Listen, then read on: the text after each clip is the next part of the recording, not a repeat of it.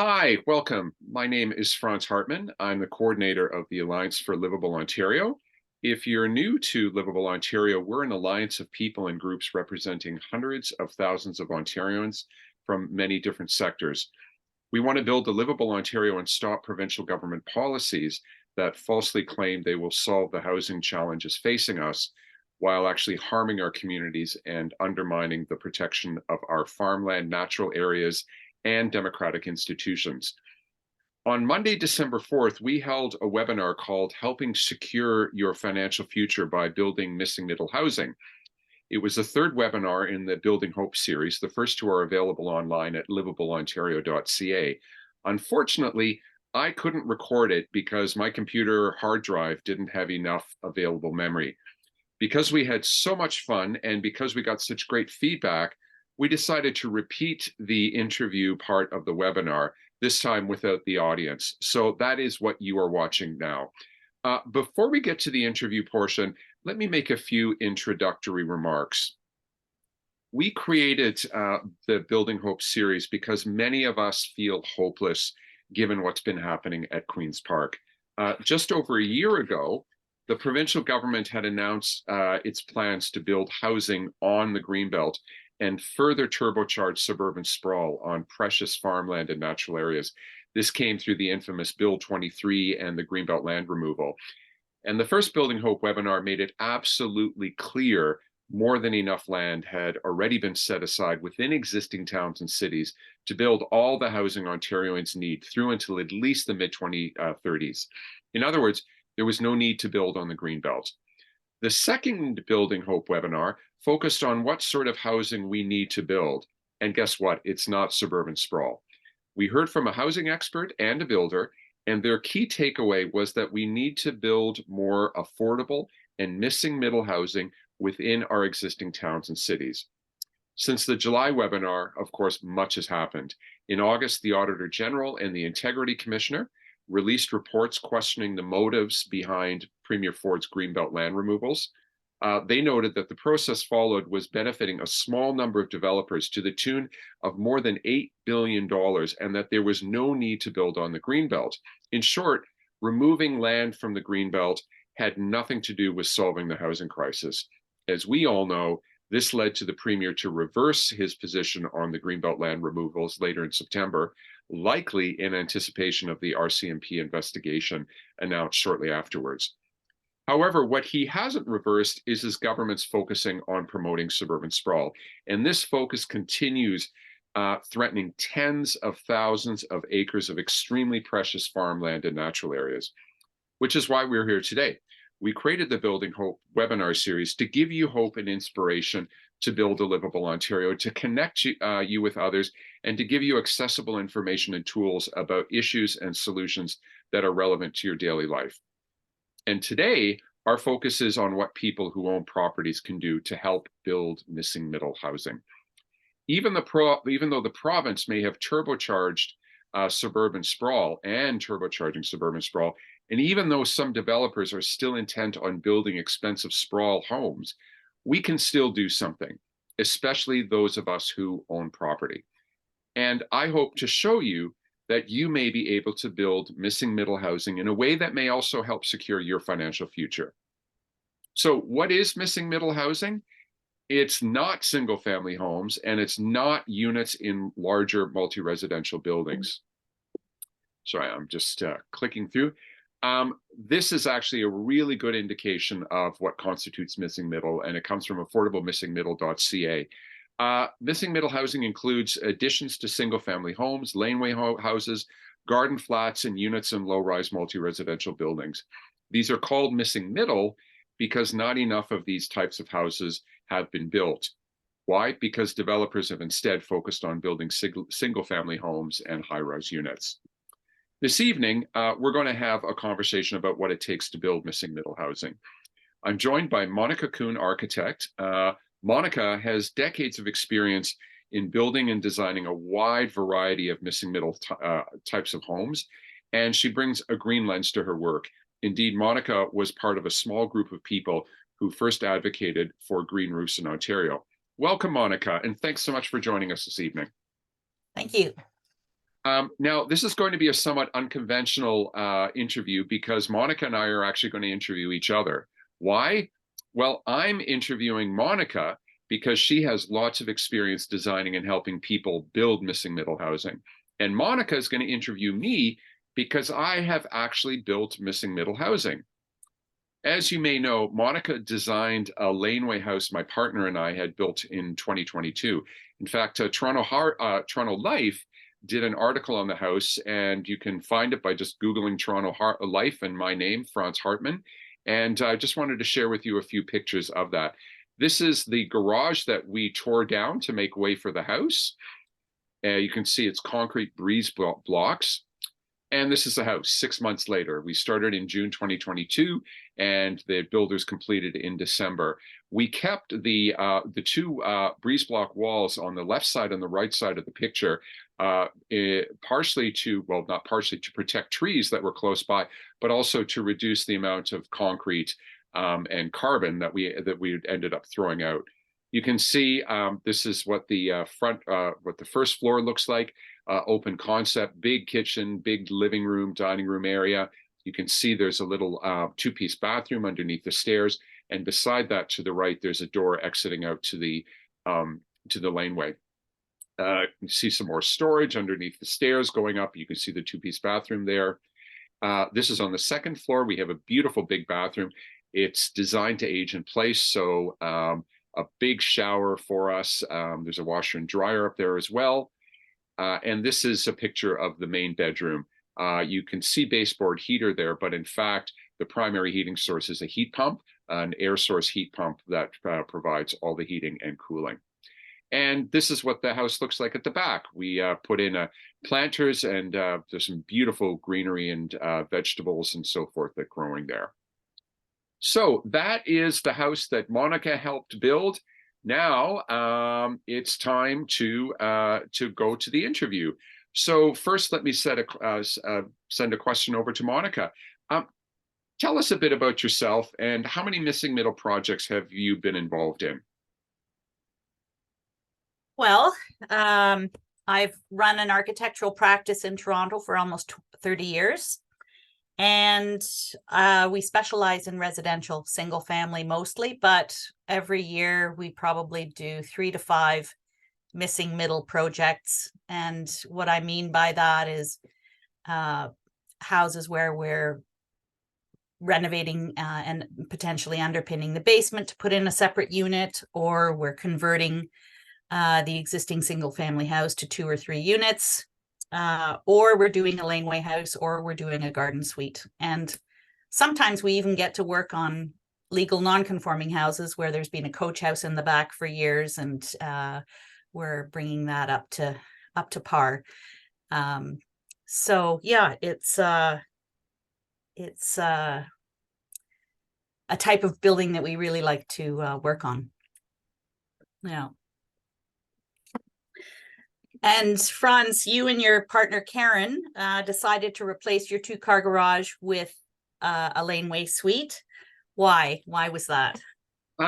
Well, a number of reasons. Probably the first or the most important one was that Karen and I wanted to build a home we could move into when we retire. We have a single detached 3-bedroom house here in downtown Toronto. And it's a great place, great for bringing up our daughter, but it's way too big and, a lot of stairs and not really designed for aging in place. So number one, we wanted a place that we could retire to. Number two, we wanted to use some of the equity in our existing home to earn money for our retirements. Karen and I both have been in the not-for-profit sector for a long time, and, we don't have, a pension plan that we can, other than the money we save, to rely on, and this was a way of earning more money. When we live in the laneway house, we rent out the main house, and that will more than cover any monthly cost. And the third reason was, we had a garage which was effectively sitting empty. Karen and I have never owned a car, and it was a great work space for me, but I really didn't need it. And we figured there's got to be a better use for this space, especially given the fact that there's there's so many housing challenges facing Torontonians. We thought, wouldn't it be much better if that space was used to actually house people, us, and then others until then. Yeah.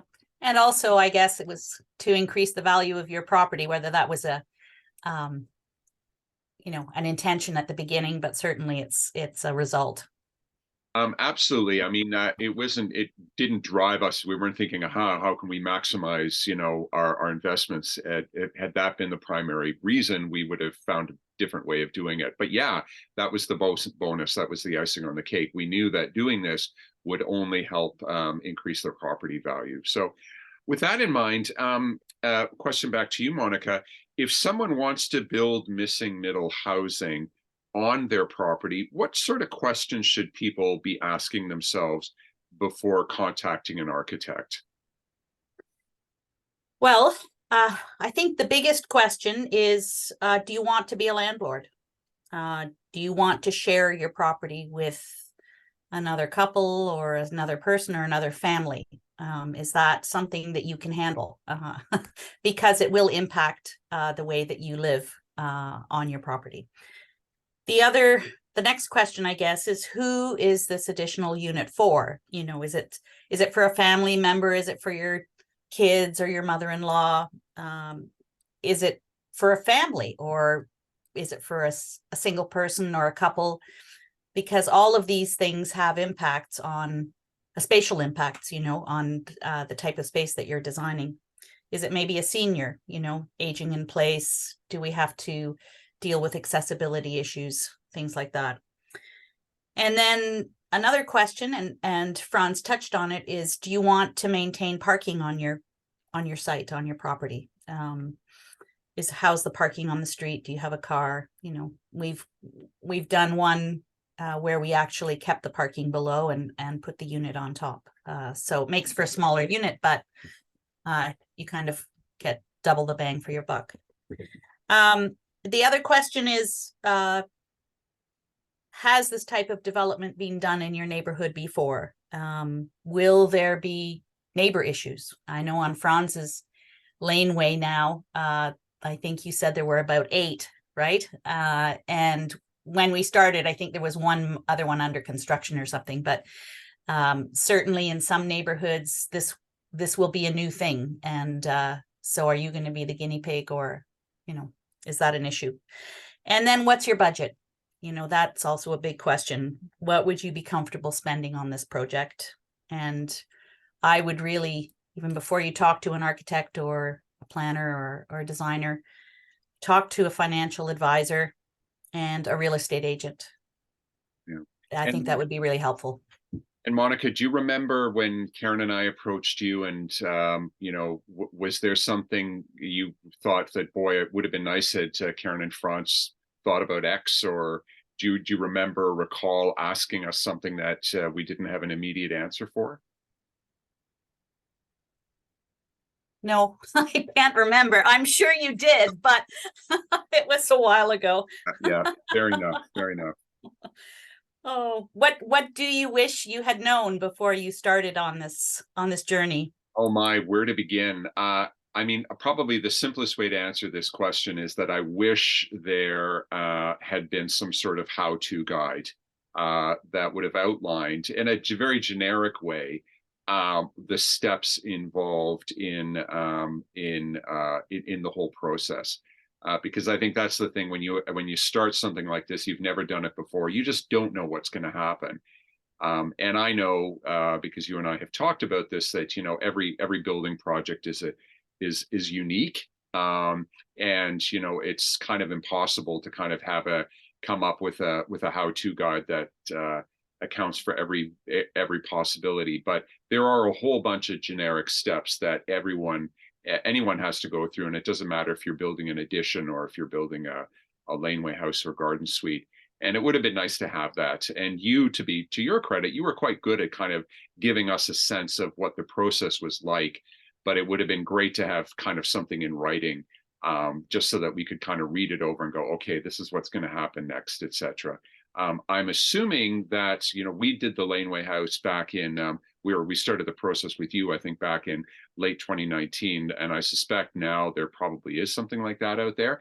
I don't know what it is, but I haven't found a how-to guide. But what I will do for those of you listening to this, check to see if there are resources on the Alliance for Livable Ontario website or that are associated with this particular video, and there may be something there for you. Right. Anyway, question to you, Monica. Could you briefly outline the process you follow with a client who wants to build an addition or a laneway house or a garden suite for rental?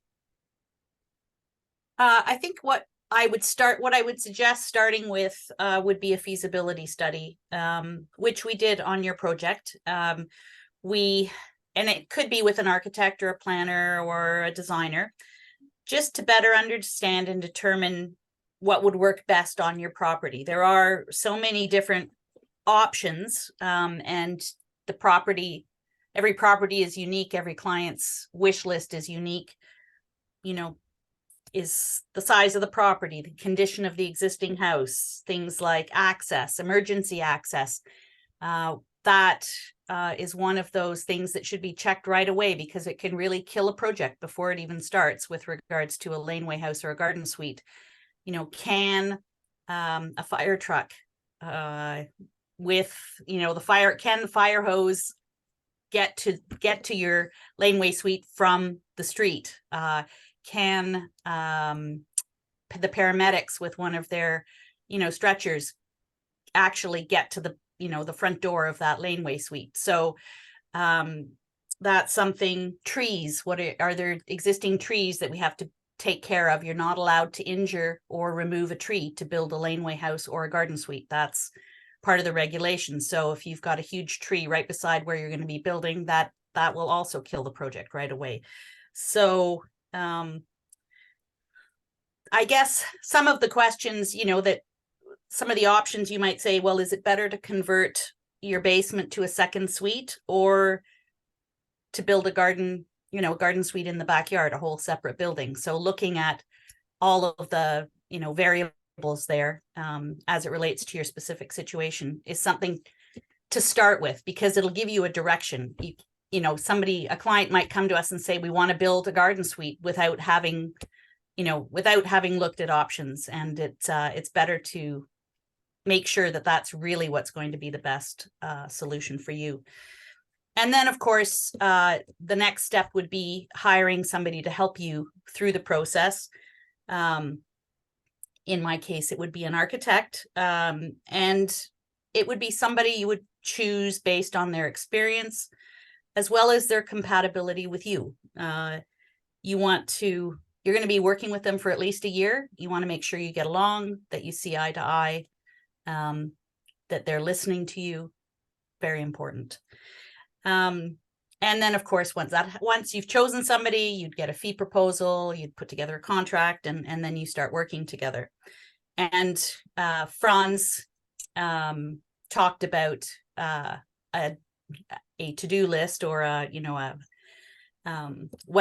how is this going to work list. Part of that comes from us, or comes from the person you're working with, and that would include things like the first thing we would do is come and measure the property to see what we've got. Then we'd put together a site statistics report. We'd look at the zoning that's related to your municipality and see how the property fits in with that.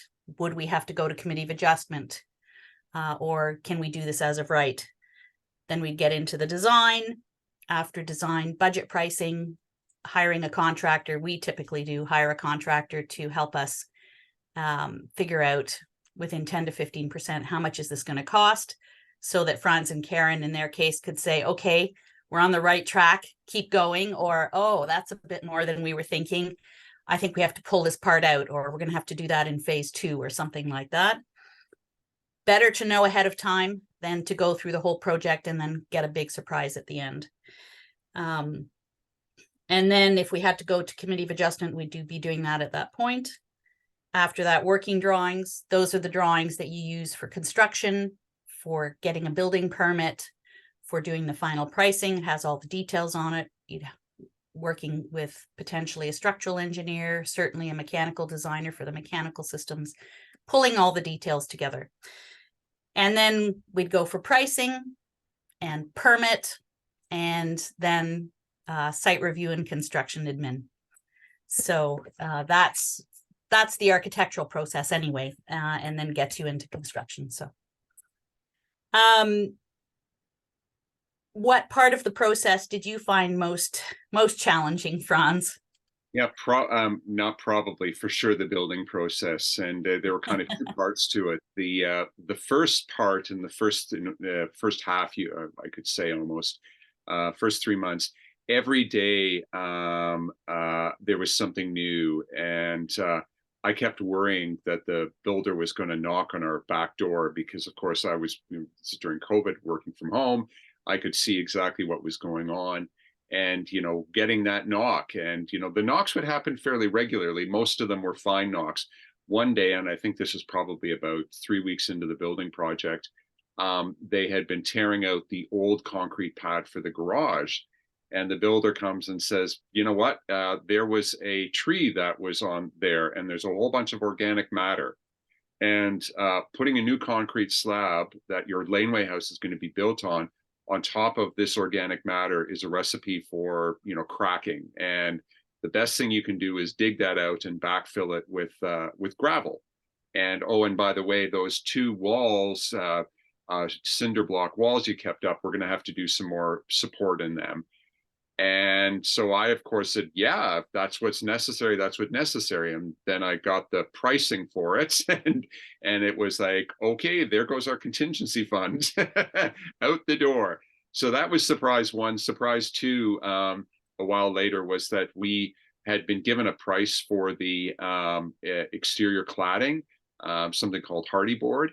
And the builder came back and said, there was a mistake, and we've underestimated the cost by a significant amount of money, and that forced us to cut back on a whole bunch of interior stuff that we weren't that we had hoped for, in particular solid doors as opposed to hollow doors.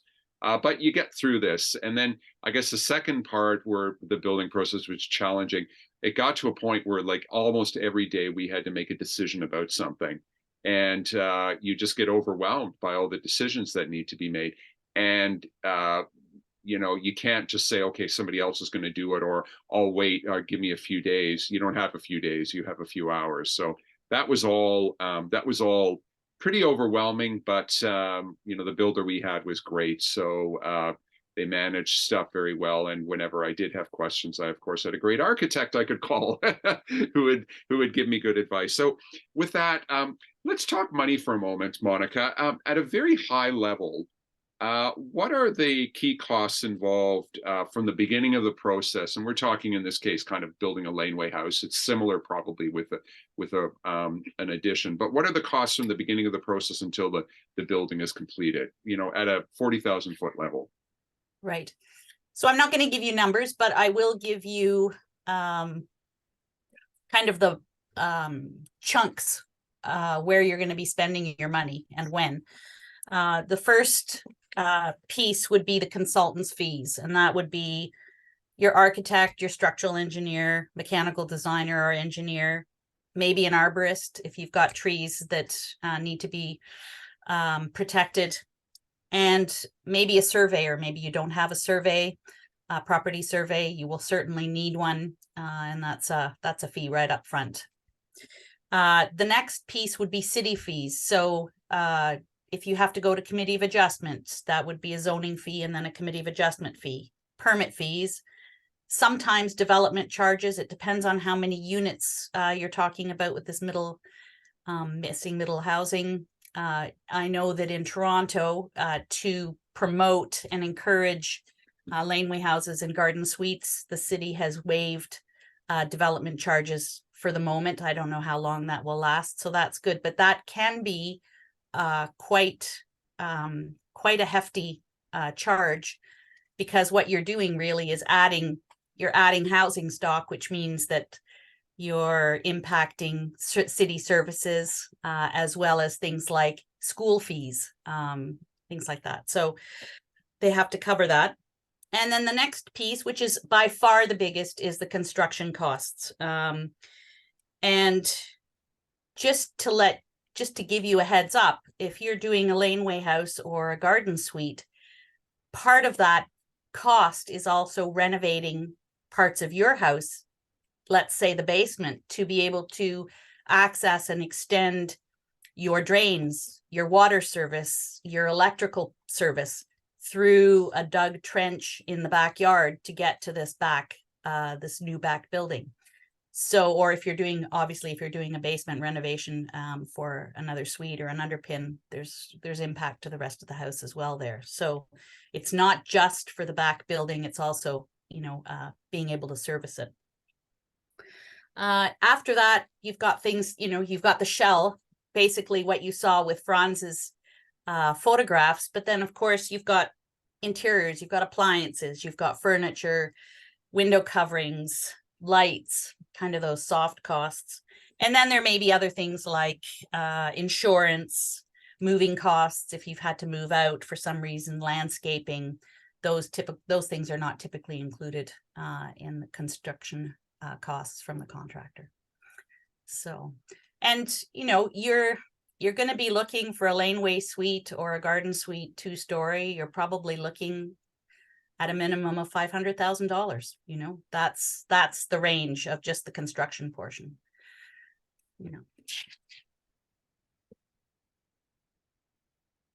And did you stay within your budget, Franz, or? Yeah, we paid the builder the amount that we said we would. So that was good. And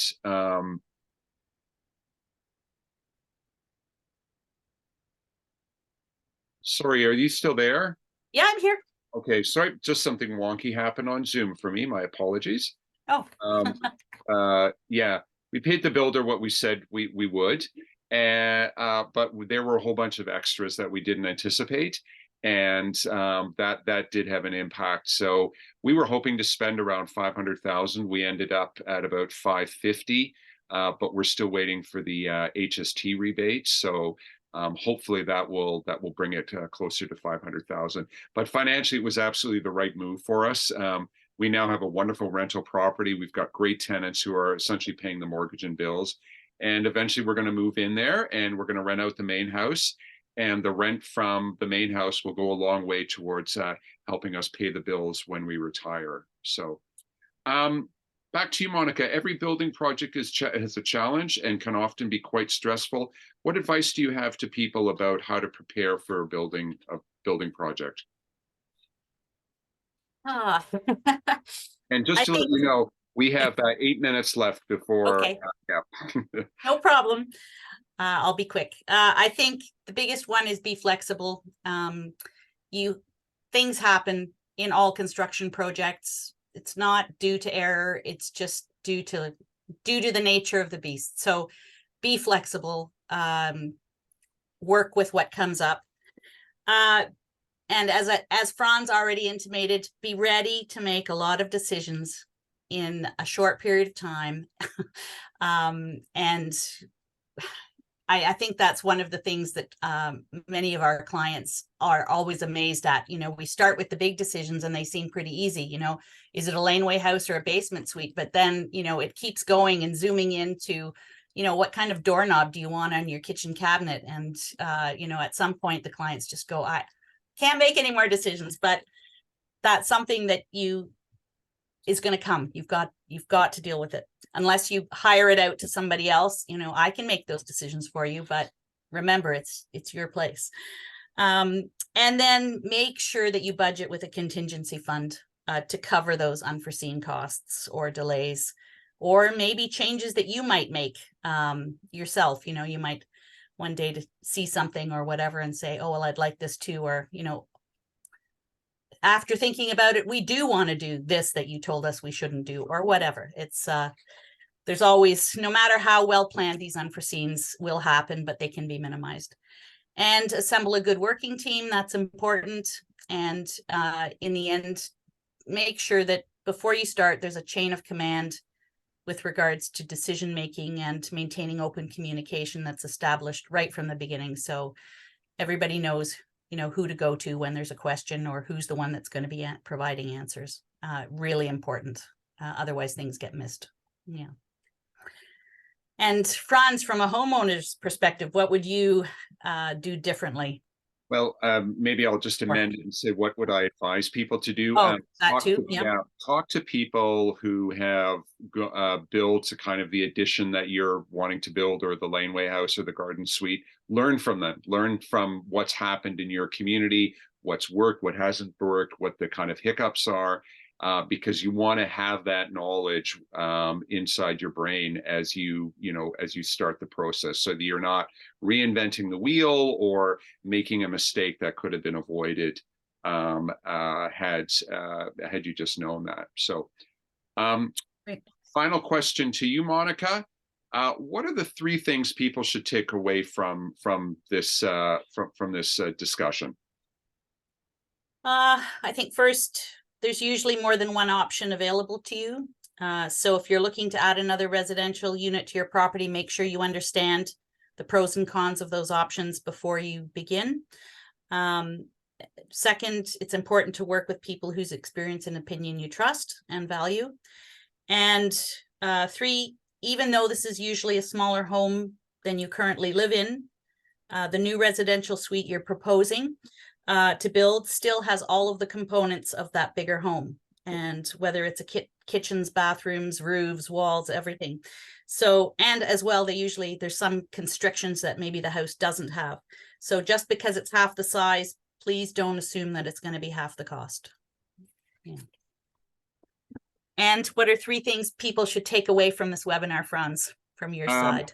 Well, I would say if you're building a laneway house, doing an addition or a garden suite, first of all, as I said just a moment ago, make sure you talk to others in your community who have done the same thing, so you can learn from them. 2, do it right. As much as your budget can allow, make it as green as possible. Doing energy efficiency up front is going to save you huge amounts in energy costs.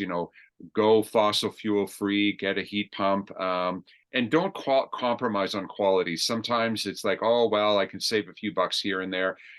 More often than not, that's what they say, penny wise, pound foolish. You save a bit now, but you're going to pay for it in the future. And the final point is, make sure, and this is something you just said, Monica, make sure you have more money available than what you think you will need, because invariably something unexpected happens that nobody could possibly foresee, and you don't want to be in a position where you financially can't deal with that once you've started the process, because it's not like you can, return it to the store for refund. It doesn't work that way. So, yeah. If I could just step in for a second, also, we haven't really talked about it, but you raised the point about sustainable design, and that was something that Franz and Karen were really keen upon. And so for us, when we designed the house, it was most cost effective to really make sure that they had a tight envelope, triple pane windows, really good insulation. We did a blower door test. The house was very tight, and we ended up minimizing on the mechanical equipment that was required, etc. So it's possible in a small space like that without incurring too much cost, just by being very pragmatic about it. Yeah. So that's it for the interview. Thank you so much, Monica, for your answers. I want to end with a comment about how building missing middle housing on your property can also help you financially. Not surprisingly, it all depends on your financial situation. If you have a large mortgage on your existing property, if you have lots of other debt, this is probably not going to work for you. However, if you have a small mortgage or no mortgage with room to build in your property, this could be a useful way forward.